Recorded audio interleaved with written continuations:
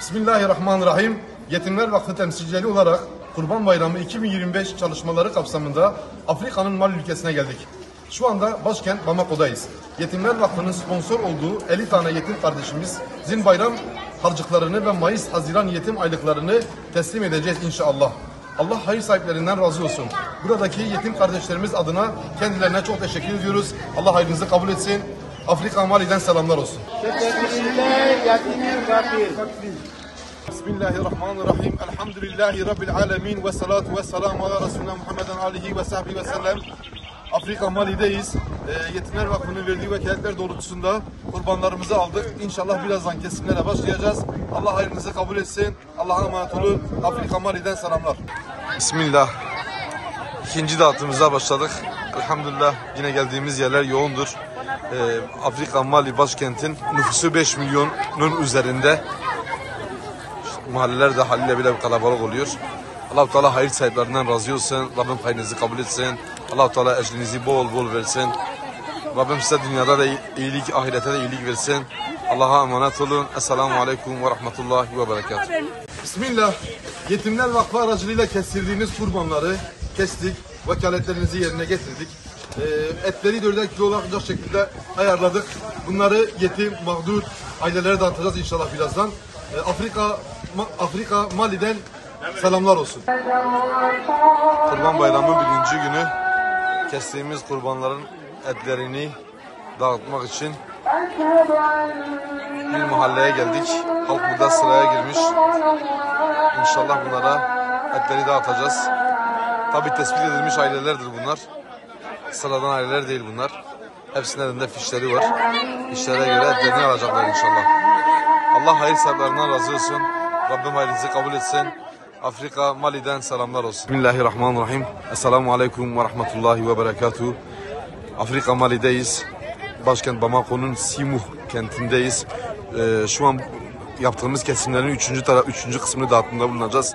Yine halk bizi bekliyor. Elhamdülillah muazzam bir kalabalık var.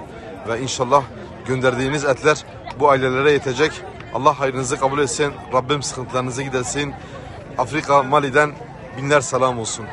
Allah'ın selamı, rahmeti, bereketi üzerinize olsun inşallah.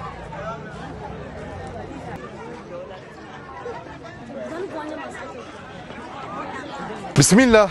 Yetimler Vakfı aracılığıyla kestirdiğiniz kurbanları kestik. Vekaletlerinizi yerine getirdik.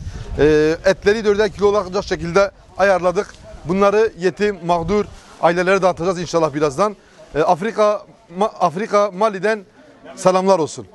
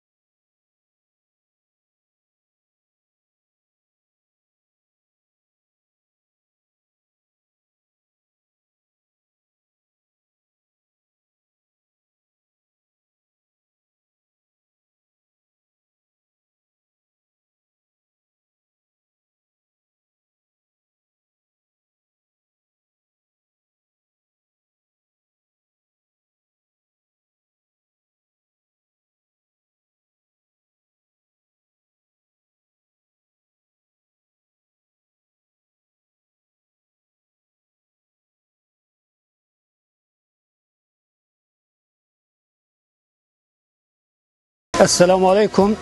İHÜ Ebrar adına Mali Bamako şehrinde bulunuyoruz. Kurbanlarımızı, hayırseverlerimizin verdiği kurbanları kestik, kesimini bitirdik. Şimdi ise pay haline getirdiğimiz kurban etlerini arkamızda duran ihtiyaç sahiplerine dağıtacağız. Hepsi yetkili birimler tarafından seçilmiş olan, gerçekten ihtiyaç sahibi olan aileler. Dağıtım esnasında da çekimlerimiz olacak. Hayırseverlerin Allah hayırlarını kabul etsin. Mali'den herkese selamlar.